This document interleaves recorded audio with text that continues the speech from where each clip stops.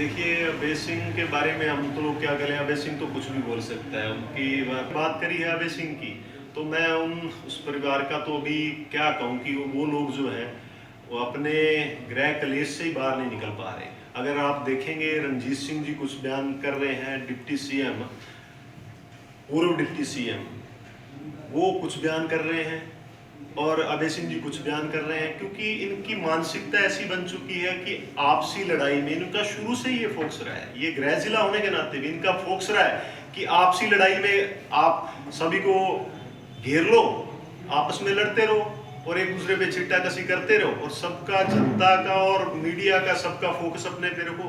एक इसके सिवाय इनके पास कुछ नहीं है। चौधरी देवीलाल जी का अगर मैं ये कहूँ, स्पष्ट शब्दों में, दो ही शब्दों में कहूँ, तो चौधरी देवीलाल जी की जो राजनीतिक विरासत है, मैं इनमें से किसी को वारिस मानता ही नहीं। ये उनकी धन संपत्ति का, जमीन जायदाद के वारिस होंगे, रिश्ते में वारिस हैं, मगर उनकी जो राजनीतिक विरासत है उसका इनमें से कोई भी असली हकदार नहीं है, क्योंकि ये सिर्फ लालची लोग हैं, सत्ता के लालची लोग हैं। अगर आज इनको आप सत्ता का लालच दे दो तो आप भागे चले आएंगे। रणजीत सिंह जी कह रहे हैं कि मैंने आज तक कभी भी पीठ पे वार नहीं किया, तो अभय सिंह कह रहे हैं कि चौधरी देवीलाल जी की सरकार गिराने वाले ये थे जिन्होंने अपने पिता का साथ नहीं दिया। चौधरी ओम प्रकाश चौटाला अपने भाई का साथ नहीं दिया, अपने भतीजों का साथ नहीं दिया।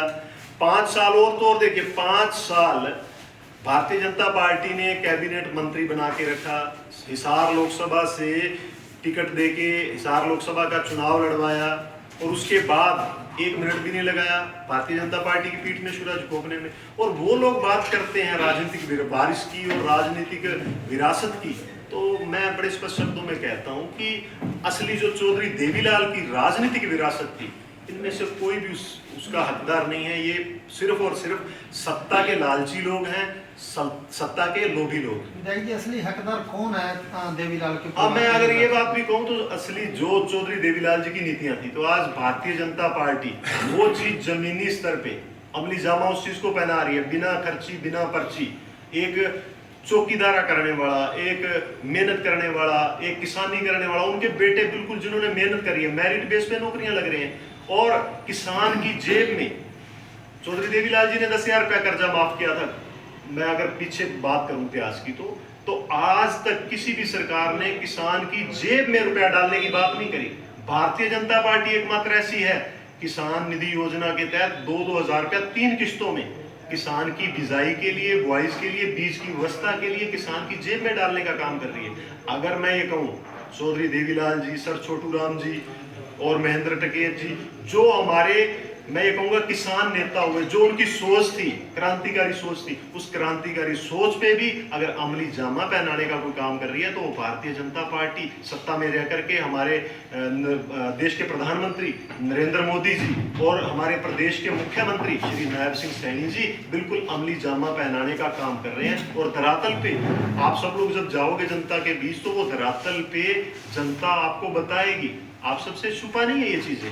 बिल्कुल मैं कहूंगा कि जिस राजनीतिक विरासत, जिस सोच को लेकर के हमारे उन महान शहीदों को, मैं कहूंगा महान शहीद कहूंगा, क्योंकि जिन्होंने क्रांतिकारी सोच लेकर के बदलाव लाने की कोशिशें करी, किसानों को बड़े महत्वपूर्ण पायदान पे रख के उनकी सोच थी, किसान आगे बढ़ेगा, क्योंकि हम ये मानते हैं कि विकसित भारत का रास्ता किसान के खेत में से होकर गुजरता है। तो उस चीज को अमली जामा पहनाने का काम भी भारतीय जनता पार्टी ने किया। नहीं करूंगा, मैं 2 शब्दों में आपके से कह चुका कि सिर्फ और सिर्फ आपसी बहस, आपसी उलझबाजी, एक दूसरे पे शब्दों का प्रहार, इसके सिवाय इनके पल्ले कुछ नहीं रहा राजनीति में। और वही बात को मैं दोहराऊंगा कि इनका सिर्फ और सिर्फ फोकस ये है कि आपस में लड़ते रहो, जनता का और सब चीजों का जो आकर्षण के केंद्र बने रहो, और जनता को बुद्धू बनाने का काम कर रहे हैं। मगर मैं आपको बता दूं, जनता जो है अब भलीभांति जानती है, अब वो समय नहीं है, बड़ा हाईटेक समय है। आप बात करते हो और बात के मायने हमें जनता हमें बताती है कि इस बात के क्या क्या मायने हैं। तो अब ये ओछी और गंदी राजनीति जो है, परिवारवाद की राजनीति है, वो वक्त नहीं है। अब जनता भलीभांति समझती है कि कौन किस रूप से, किस स्पष्टीकरण से, स्पष्टवादिता से आगे बढ़ रहा है और देश को और प्रदेश को आगे लेकर के चल रहा है और विकसित